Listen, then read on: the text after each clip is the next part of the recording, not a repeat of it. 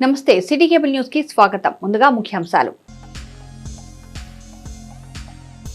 మళ్లీ 1995 నాటి చంద్రబాబును చూస్తారు. కలెక్టర్ల సమావేశంలో స్పష్టం చేసిన ముఖ్యమంత్రి చంద్రబాబు.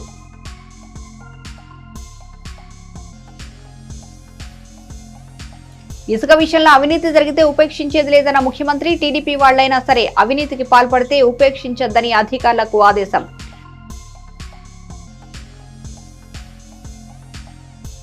తెరుచుకున్న నాగార్జున సాగర్ గేట్లు 5 గేట్ల ద్వారా నీటిని దిగువకు విడుదల చేసిన అధికారులు.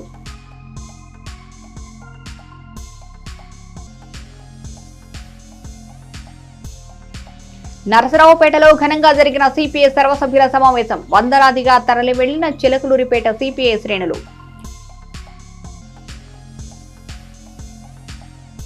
ప్రారంభమైన శ్రావణ మాసం భక్తులతో కళకళ్లాడిన దేవాలయాలు.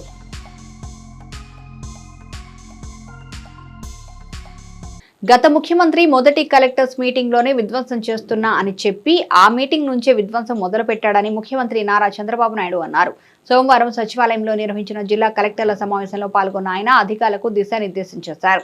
ఈ సందర్భంగా చంద్రబాబు మాట్లాడుతూ గత ప్రభుత్వంలో చరిత్రలో ఎప్పుడూ లేని విధంగా అధికారులను కూడా బ్లాక్మెయిల్ చేసే పరిస్థితి చూశామన్నారు. చరిత్రలో చేతకాని పాలనలు, అవినీతి పాలనలు చూశాం, కానీ మొదటిసారి ఒక విధ్వంసం చేసే పాలనను గత ప్రభుత్వంలో చూశామన్నారు. అదేవిధంగా గతంలో జరిగిన అన్ని తప్పులను సరిచేయాలంటే అధికారులు వేగం అందుకోవాలని పిలుపునిచ్చారు. ప్రజలు తమను ఎన్నుకున్నారని అధికారులతో సమర్థవంతంగా పనులు చేయించుకోవాల్సిన బాధ్యత తమపై ఉందన్నారు. ఈ నేపథ్యంలోనే మళ్లీ 1995 చంద్రబాబును చూస్తారని అన్నారు. త్వరలో ఆకస్మిక తనిఖీలకు వస్తానని, అంగన్వాడీలు, స్కూళ్లు, డ్రైనేజీలు పరిశీలిస్తానని చెప్పారు. గతంలో అధికారులే హైదరాబాద్ నగరాన్ని అన్ని విధాలుగా అభివృద్ధి చేశారని కలెక్టర్ల సదస్సులో సీఎం వివరించారు. ఈ సమావేశానికి ఉప ముఖ్యమంత్రి పవన్ కళ్యాణ్ తో పాటు మంత్రులు కూడా హాజరయ్యారు. 5 ఏళ్లకు మునుపు ఒక కాన్ఫరెన్స్ పెట్టారు. కొంతమందికి ఉండే ఆఫీసర్లకి, సీనియర్ ఆఫీసర్లకి అందరికీ జ్ఞాపకం ఉంటుంది. అదే ప్రజావేదికలో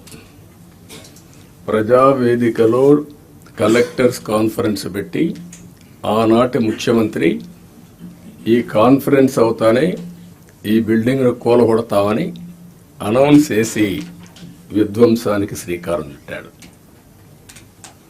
అక్కడ నుంచి 5 ఏళ్ళు అన్ని రంగాల్లో ఒక రంగం అని మిగలలేదు. నేను 4వసారి ముఖ్యమంత్రి అయిన తర్వాత ఫస్ట్ టైం నేను ముఖ్యమంత్రి అయ్యాను. ఇబ్బందులున్నాయి, ఆర్థిక ఇబ్బందులున్నాయి, కానీ ఆఫీసర్లో మొరేల్ చాలా హైగా ఉంది. అప్పుడు ఆ రోజు జరిగింది కాస్తో కూస్తో ఇన్ఎఫిషియన్సీ, లేకపోతే కొంత కరప్షన్.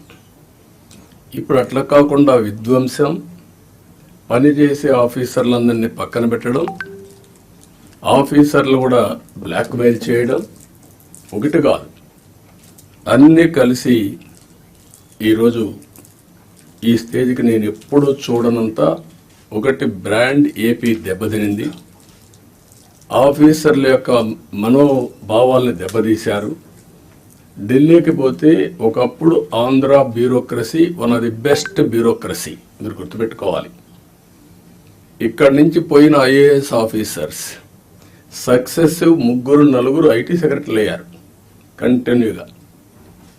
ఇక్కడ నుంచి పోయినటువంటి ఫైనాన్స్ సెక్రటరీస్ ఆర్బీఐ గవర్నర్లు అయ్యారు. ఇక్కడి నుంచి పోయిన వాళ్ళు కేంద్రంలో కీలక బాధ్యతలు వహించారు. వరల్డ్ బ్యాంక్ వెళ్ళారు.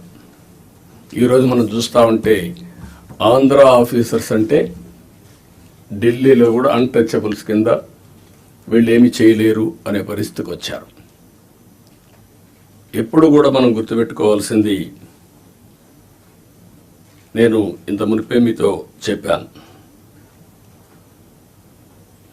ఒక చిన్న తప్పు జరిగితే కరెక్ట్ చేయొచ్చు, కానీ టోటల్గా విధ్వంసానికి గురైనటువంటి రాష్ట్రాన్ని మళ్ళీ పునర్నిర్మాణం చేయాలంటే ఎక్స్ట్రా ఎఫర్ట్స్ కూడా మనం అందరం పెట్టాల్సిన అవసరం ఉంది. నేను కూడా ఇది అయిన తర్వాత ఆకస్మిక తనిఖీలకు వస్తున్నా. నేను అప్పుడప్పుడు అంటున్నాను 95 CBN చూస్తారని. ఇంకా నేను స్పీడ్ పెంచలేదు, ఇంకా రాలా 95 CBNకి. అప్పుడు కొంతమంది తెలిసిన వాళ్ళు ఇక్కడ ఉంటారు, మినిస్టర్స్ కూడా అప్పుడు పరిగెత్తేసేవాళ్ళని. వీళ్ళు పరిగెత్తి ఇచ్చేవాళ్ళం, మేము పరిగెత్తేవాళ్ళం. ఆఫీసర్లు అయితే చాలా ప్రైడ్గా ఫీల్ అయ్యారు.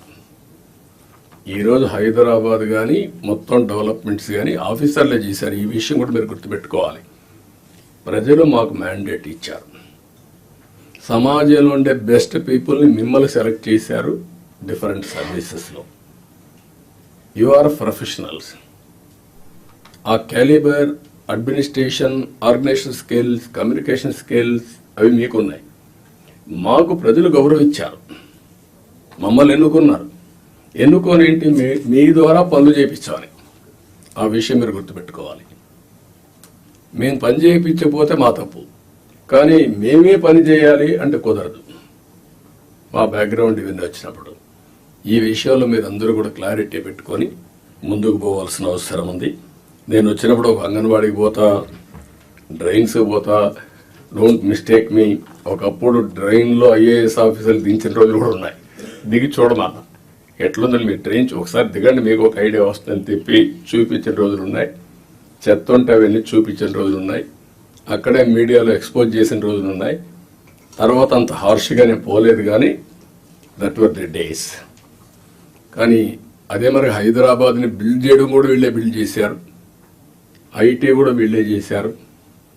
అది ఈరోజు మనకు ఒక ఔటర్ రింగ్ రోడ్డు కావచ్చు, ఆలోచనలన్నీ వీళ్ళ ద్వారానే వచ్చాయి. ఈ విషయం మీరు గుర్తుపెట్టుకోవాల్సిందిగా నేను కోరుకుంటూ, ఇసుక విషయంలో అవినీతి జరిగితే ఉపేక్షించేది లేదని ముఖ్యమంత్రి చంద్రబాబు స్పష్టం చేశారు. సోమవారం జరిగిన కలెక్టర్ల సమావేశంలో ఆయన మాట్లాడుతూ ఇసుక విషయంలో అవినీతి చేసేవారు టీడీపీ వాళ్లైనా సరే అసలు ఉపేక్షించొద్దని స్పష్టం చేశారు. ఇసుక ఉచితంగా ఇస్తున్నామని, ఇప్పుడు రవాణా ఛార్జీలు తగ్గింపుపై దృష్టి పెట్టాలన్నారు. ఎక్కువసేపు లారీలు క్యూలో లేకుండా చూడాలని, దీనికి ఏం చేయాలో ఆలోచించాలని తెలిపారు. అవినీతికి మాత్రం ఆస్కారం ఉండకూడదన్నారు. గత ప్రభుత్వంలో జరిగిన ఇసుక కుంభకోణంపై సిఐడి విచారణకు ఆదేశిస్తున్నట్లు సీఎం తెలిపారు.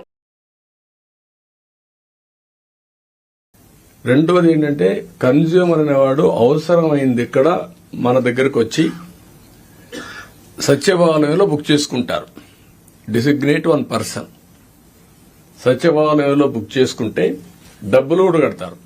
ఎంత డబ్బులు కట్టాలో ట్రాన్స్పోర్టేషన్ కూడా చార్ట్ ఉంటుంది. కంప్యూటర్ తయారు చేస్తున్నాం, అందులో క్లియర్ గా ఉంటుంది ఎన్ని కిలోమీటర్లు ఎంత అని. దాని ప్రకారం క్లియర్ గా రీచ్కి అయ్యే కొద్దికి వాళ్ళ ఇంటికి పోవడానికి ఏ పాయింట్కి పోవాలనో బుక్ చేసుకుంటే నేరుగా అక్కడికి వెళ్తుంది. ముందే డబ్బులు కడతాడు. తర్వాత ఆయన రీచ్ అయిందని చెప్తేనే మనం డబ్బులు రిలీజ్ చేస్తాం. Number 2, all lorries uberization principle is very clear. ఈరోజు మీరు చూస్తున్నారు, ఇక్కడ ఆటోలు ఉన్నాయి, రైల్వే స్టేషన్లో ట్రైన్ వచ్చింది, వరుసగా ఆటోలు వస్తూ ఉంటాయి, ట్యాక్సీలు వస్తాయి. ఫస్ట్ కమ్ ఫస్ట్ సర్వ్, ఎక్కడికి పోవాలనో అకార్డింగ్ టు డిస్టెన్స్ రేట్లన్నీ డిసైడ్ అయిపోతాయి. పే చేస్తారు, వెళ్ళిపోతున్నారు. Same I want to bring those who are interested lorries. I'm requesting the harassment లేకుండా విన్ విన్ సిచ్యువేషన్ ఉండాలి. మీరు ప్రభుత్వానికి చెడ్డ పేరు తేవద్దండి. మమ్మల్ని ఇబ్బందులో పెట్టి మీరు ఇబ్బందుల్లో పడద్దండి. మీరు ఊబరైజేషన్ చేసుకోండి, పేర్లన్నీ రిజిస్టర్ చేసుకోండి. దెన్ మనం మెసేజ్ పెడతాం. హాఫ్ అన్ అవర్ ముందే రమ్మంటాం, నేరుగా వస్తారు. శాండ్ ఉంది, నేరుగా లోడ్ చేస్తాం, ఎక్కడ పోవాలని చెప్తాం, వెళ్తారు. వాళ్ళు కూడా ముందే అవన్నీ కూడా ఆప్షన్స్ అన్ని బుక్ చేసుకుందాం. వాళ్ళకు పలానా దగ్గర నేను పోనంటే ఆయన చాయిస్, పోయే వాళ్ళకి మనం ఇస్తాం. ఏది కూడా స్టాండర్డైజేషన్ చేస్తాం. రేట్లన్నీ స్టాండర్డైజేషన్ ప్రకారం ఎవరైతే విల్లింగ్ ఉంటారో అవన్నీ ట్రాన్స్పరెంట్ గా పెట్టేస్తాం. ఇవన్నీ బుక్ చేసిన తర్వాత, ఒకటి ఊబరైజేషన్ ఆఫ్ ట్రాన్స్పోర్ట్. అవసరమైతే ఆ వ్యక్తి రావాలంటే పలానా రోజు మీకు దొరుకుతుందంటే వచ్చి ఆయన వెహికల్ అయినా పోవచ్చు, లేకుంటే లారీలో కూర్చొని ఇంటికి తీసుకుపోవచ్చు. We don't have any objection. Check చేసుకోమనండి. ఎక్కడైతే బిగినింగ్ పాయింట్ ఉందో, ఒక లారీ తీసుకున్నాడు 10 tons, నేను వస్తానంటాడు, రండి బస్ లారీలెక్కి వెళ్ళిపోతాడు. లేదంటే ఆయన ఓన్ వెహికల్ ఉంటే వెళ్తాడు. బట్ ఎట్టి పరిస్థితుల్లో దీన్ని మాత్రం ఈ 3 component exclamation number 1, booking at Sachivalayam number 2, number 3 ఏదైతే లారీస్ ఊబరైజేషన్, ఈ 3 కంప్యూటరైజ్ చేస్తాం. Will keep before you. You have to act very firmly. Nobody should touch. ఇది ఏదైతే పేదవాళ్ళకు ఉపయోగపడి మనం ఇప్పుడు రోటీ, కపడా, మకాన్ అంటాం. ఆహారం, దుస్తులు, ఇల్లు, ఇది ఇంటికి కావాల్సిన ఇసుక. అది కాకుండా it is the right of the common man. Nature లో వచ్చిన ఇసుకని కొంతమంది ఇష్టానుసారంగా చేయడం చాలా దుర్మార్గం. కృష్ణా నదిపై ఉన్న నాగార్జున సాగర్ గేట్లు తెరుచుకున్నాయి. శ్రీశైలం నుంచి 4.40 లక్షల క్యూసెక్కుల ప్రవాహం ఉండడంతో జలాశయం నిండుకుండను తలపిస్తోంది. దీంతో అధికారులు 5 గేట్లు ఎత్తి నీటిని దిగువకు విడుదల చేస్తున్నారు. 5 క్రస్ట్ గేట్స్ ద్వారా ప్రాజెక్టు అధికారులు దిగువకు నీటిని విడుదల చేస్తున్నారు. మొదటిగా 13వ గేట్ ద్వారా నీటిని ప్రాజెక్టు అధికారులు విడుదల చేసి అనంతరం 12, 14, 11, 16 గేట్ల ద్వారా నీటిని విడుదల చేస్తున్నారు. ఇక నాగార్జున సాగర్ పూర్తి స్థాయి నీటి మట్టం 590 అడుగులు కాగా ప్రస్తుతం 582 అడుగులుగా ఉంది.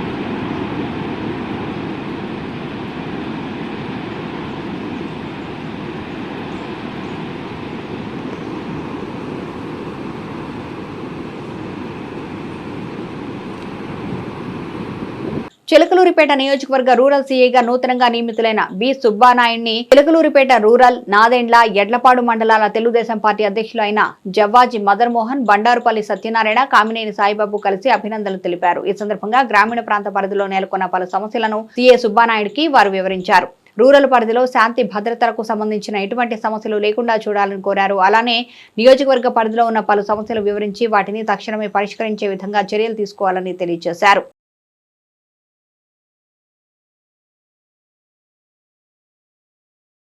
అఖిల భారత విద్యార్థి సమాఖ్య వారి ఆధ్వర్యంలో క్రీడా సాంస్కృతిక వేడుకలు నిర్వహించనున్నారు. ఆగస్టు 12వ తేదీ 89వ ఏఐఎస్ఎఫ్ ఆవిర్భావ దినోత్సవం, ఆగస్టు 15 78వ స్వాతంత్ర దినోత్సవం సందర్భంగా ఆగస్టు 9 నుంచి 12వ తేదీ వరకు చిలకలూరిపేట నియోజకవర్గం పాఠశాల స్థాయి విద్యార్థులకు క్రీడా సాంస్కృతిక కార్యక్రమాలు నిర్వహిస్తున్నట్లు ఏఐఎస్ఎఫ్ నాయకులు తెలిపారు. ఈ కార్యక్రమంలో ప్రతి ఒక్క స్కూల్ నుంచి విద్యార్థులు పాల్గొని జయప్రదం చేయాలని వారు కోరారు.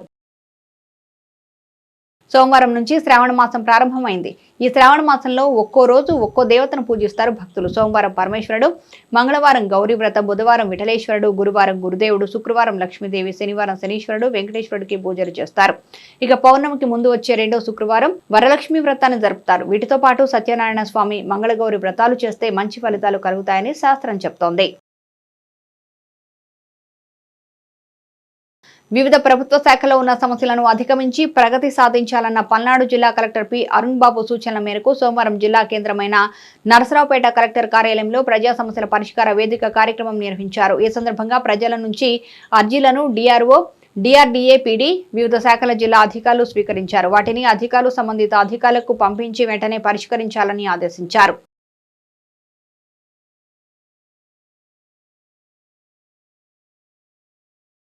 శాంతి భద్రతలకు విఘాతం కలగకుండా చూడాల్సిన బాధ్యత పోలీసు అధికారుల మీద ఉందని, పట్టణంలో శివారు ప్రాంతాలతో ఖాళీ స్థలాల్లో వెంచర్స్ లో రాత్రి వేళల్లో మందుబాబులు యథేచ్ఛగా మందు కొట్టే కేంద్రాలుగా మార్చేస్తున్నారని లోక్సత్తా పార్టీ రాష్ట్ర క్రియాశీలక సభ్యులు మాదాసు భానుప్రసాద్ అన్నారు. భవిష్యత్తులో ఇవి ఇలాగే కొనసాగితే నేరాలు జరిగే అవకాశం ఉన్నందున అధికారులు బహిరంగ ప్రదేశాల్లో సిట్టింగులపై తగు చర్యలు తీసుకోవాలని భానుప్రసాద్ కోరారు. అక్కడక్కడ మద్యం సేవించి గొడవలు పడుతున్న సంఘటనలు వెలుగులోకి వస్తున్నాయని, కొన్ని బయటికి రావడం లేదన్నారు. ముందుగా అటువంటి వారికి తగిన రీతిలో కౌన్సిలింగ్ నిర్వహించాలని, అయినప్పటికీ మార్పు రాకపోతే చట్ట ప్రకారం చర్యలు తీసుకోవాలని కోరారు. గంజాయిపై ఉక్కుపాదం మోపాలని కూడా కోరారు. మద్యం సేవించి రాత్రి వేళలో కొందరు ద్విచక్ర వాహనదారులు జనసంచారం అధికంగా ఉన్న రోడ్లపైన వేగంగా వాహనాలను నడుపుతున్నారని, కొన్ని చోట్ల ద్విచక్ర వాహనదారులు పోటీలు పెట్టుకుని అతివేగంగా వాహనాలు నడుపుతున్న సంఘటనలు జరుగుతున్నాయి. అటువంటి వారిపై కఠిన చర్యలు తీసుకోవాలని కోరారు. గత కొన్ని సంవత్సరాలుగా డ్రంక్ అండ్ డ్రైవింగ్ టెస్టులను అధికారులు గాలికి వదిలేశారని అన్నారు.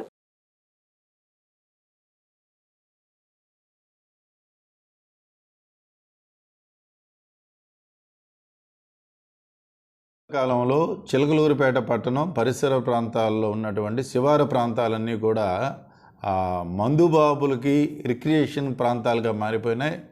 మీరు చిలకలూరిపేటలో పట్టణంలో చూస్తే పట్టణంలో ఖాళీ స్థలాలతో సహా ఎక్కడైతే వెంచర్లేసి ఖాళీగా ఉన్నాయో ఇళ్ల మధ్య ఉండేటువంటి ఖాళీ స్థలాలు, మరి ముఖ్యంగా శివారు ప్రాంతాలు ఏ వైపు వెళ్ళినా, పస్మర్ బ్రిడ్జి వైపు వెళ్ళినా, లేదంటే నూతనంగా నిర్మించినటువంటి గడియార స్తంభం బ్రిడ్జి వైపు వెళ్ళినా, ఆ ఏంజీ ఎదురుగా ఉండేటువంటి రోడ్డు వైపు వెళ్ళినా ఇవి చాలా మందు బాబుల యొక్క రిక్రియేషన్ ప్రాంతాలుగా మారిపోయినాయి. ఇవి కనుక ఇలాగే చూస్తూ ఉన్నట్లయితే భవిష్యత్తులో అక్కడ ఈ తాగినటువంటి వాళ్ళు, ఈ తాగుడు ఒక్కటే కాదు, ఇక్కడ గంజాయి కూడా అక్కడక్కడ కూర్చొని రాత్రిపూట మినుకుమని లైట్లు వేసుకొని, అంటే సెల్ ఫోన్ లైట్లు వేసుకొని ఒక పెద్ద పార్క్ లాగా శివారు ప్రాంతాలన్నీ కూడా మార్చేశారు. ఇవాళ వచ్చినటువంటి పోలీస్ అధికారులు క్రైమ్ని, గంజాయి అమ్మకాలని వీటి మీద ఉక్కుపాదం మోపుతామని చెప్పి చెప్తా ఉన్నారు. కాబట్టి రేపొద్దున జరిగిన తర్వాత స్పందించే కంటే వాళ్ళకి అవగాహన కల్పించి మీడియాల ద్వారా శివారు ప్రాంతాలు ఎవరైతే రాత్రంతా కూర్చొని తాగుతూ ఉన్నారు, రాత్రంతా కూర్చొని గంజాయి కొడతా ఉన్నారు, ఇది రేపొద్దున ఈ చిలకలూరుపేటలో ఈ నేర ప్రవృత్తిని పెంచేదానికి అవకాశం ఉంది. కాబట్టి ప్రజాప్రతినిధులు వీళ్ళందరూ కూడా స్పందించి అధికారులు పటిష్టమైన చర్యలు తీసుకోవాలని కోరుకుంటాను. జిల్లా కేంద్రమైన నర్సరావుపేటలో సోమవారం జరిగే భారతీయ కమ్యూనిస్టు పార్టీ సిపిఐ సర్వసభ్యుల సమావేశానికి స్థానిక పార్టీ నాయకులు తరలి వెళ్లారు. ఎన్ఆర్టీ సెంటర్లోని పార్టీ కార్యాలయం వద్ద నుంచి నాయకులు, కార్యకర్తలు జీపుల్లో ద్విచక్ర వాహనాలపై వెళ్లారు. ఈ సందర్భంగా పార్టీ ఇన్ఛార్జ్ కార్యదర్శి సుబ్బాయమ్మ, ఏఐటీయూసీ అధ్యక్షులు పేలూరు రామారావు మాట్లాడుతూ కేంద్ర రాష్ట్ర ప్రభుత్వాలు అనుసరిస్తున్న ప్రజా వ్యతిరేక విధానాలను ఈ సమావేశంలో చర్చించినట్లు తెలిపారు. ఈ కార్యక్రమంలో భగత్ సింగ్ తో పాటు తాళ్లూరు బాబురావు, మహిళలు తదితరులు ఉన్నారు.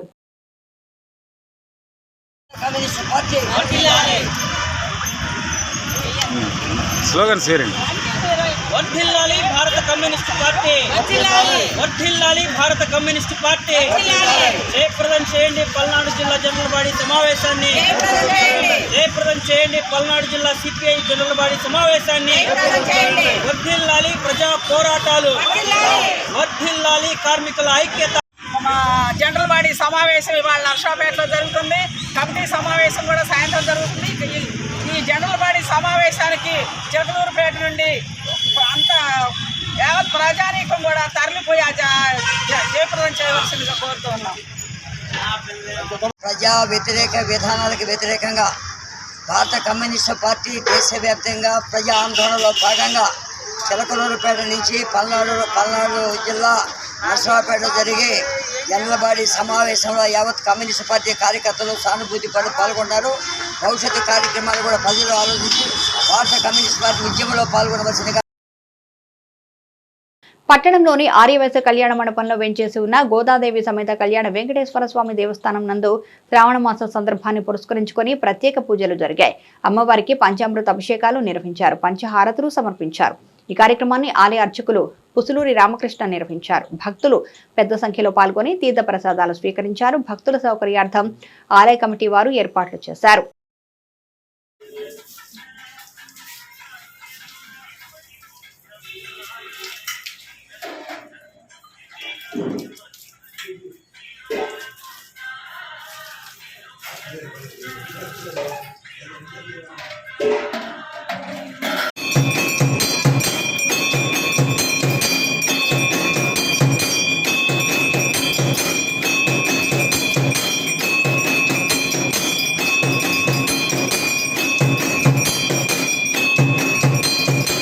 నటుడు, గాయకుడు, ఈలాపాట కళాకారుడుగా రాష్ట్రీయంగా, జాతీయంగానే కాకుండా అంతర్జాతీయ స్థాయిలో అనేక అవార్డులు, రివార్డులు గెలుచుకున్నారు ఏఆర్ లయ. వీరి స్వస్థలం బ్రాహ్మణ కోడూరు. ప్రైవేటు పాఠశాలలో పనిచేస్తూ ఒంగోలులో చాలా కాలం ఉన్నారు. ఇటీవల వారి ఆరోగ్యం దెబ్బతినడంతో వారి కుమారుడు స్థానికంగా ఉన్న ఓ ప్రైవేటు కంపెనీలో పనిచేయడం కారణంగా ప్రస్తుతం చిలకలూరిపేట మండలం పసుమర్రులోని బ్రహ్మంగారి గుడి సెంటర్లో ఓ చిన్న అద్దె ఇంట్లో నివాసం ఉంటున్నారు. ఎందరో స్థానిక కళాకారులకు ఆదర్శనీయుడైన లయ గురించి, వారు కళామతల్లికి చేసిన సేవ గురించి ఆయన మాటల్లోనే విందాం.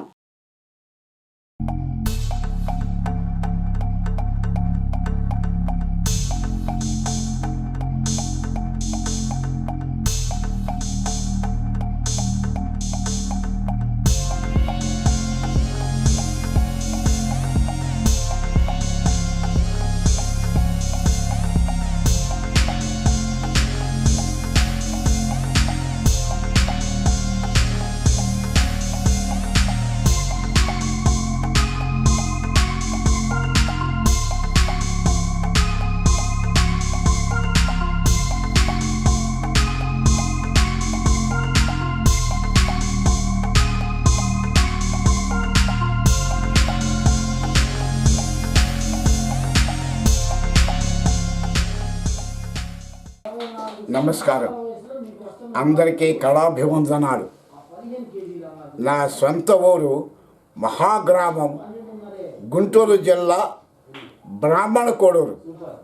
బ్రాహ్మణకోడూరు అంటే మామూలు ఊరు కాదు, అది మాధవపేద సత్యం గారు పుట్టిన ఊరు. ఎంతో విద్యావంతమైన ఊరు. మా నాన్న ఒక మంచి హాస్యనటుడు, మా అమ్మ మంచి గాయని. వారిచ్చిన జన్మ నాకు సంప్రాప్తమైనది. ఈ ఈ ఈ జీవితానికి నాకు ఈ వరం చాలు. ఈ నా కళ నా గానం, నా హాస్యము, నా నవ్వులు అందరినీ నవ్విస్తే, కవిస్తే, మిమ్మల్ని అందరినీ ఆనందపరిస్తే అదే నా జీవిత ధన్యం. నా జీవిత అనేది ఒక ప్రత్యేకమైన కళ. అది ఎలా వచ్చేదో నాకు తెలియదు. ఈలపాట రఘురామయ్య గారు ఆర్జులు, మహానుభావుడు, మహానుభావుడు. ఆయన అవార్డు నాకు ఇచ్చి నన్ను సత్కరించడం శుద్ధపల్లిలో మొన్ననే వారు చేశారు. అది నా జీవిత ధన్యం, నా జీవిత భాగ్యం. నేను చెప్పలేను. నా ఈలపాటలు నోటికి ఏది పాడతానో అది ఈలపాటలో కూడా అదే పాడతాను. ఇన్ని ఈలపాటలు పాడటం అనేది ఒక్క విషయం చెబుతాను. ప్రపంచ తెలుగు మహాసభలు ఆస్ట్రేలియాలో జరిగినప్పుడు నన్ను కూడా ఆస్ట్రేలియా తీసుకెళ్లారు. అక్కడ కేవలం ఈలపాట కోసం తీసుకెళ్లారు. అప్పుడు వేదిక మీద బాలసుబ్రహ్మణ్యం గారితో సహా 400 మంది విదేశీయులు ఉన్నారు. వారందరి ముందు నేను ఈలపాట 362 సెకండ్ల సేపు ఆపకుండా పాడాను. అది బాలసుబ్రహ్మణ్యం గారు నన్ను కౌగులించుకుని నాకు ఇచ్చిన మహావరం. ఇంతకంటే ఈలపాట గురించి చాలా పాడగలను. అయితే ఈలపాట ఎవ్వరూ పాడలేని విధంగా అది ఊపిరి సలపకుండా ఏ పాట మొత్తం పాడటం అనేది అది భగవంతుడు నాకు ఇచ్చిన వరం. కళాకారుడికి కావలసిన బహుమతులు 2. 1 చప్పట్లు, 2 సన్మానాలు. ఇవే మాకు మీరిచ్చే కోట్ల రూపాయలు, వేల రూపాయలు.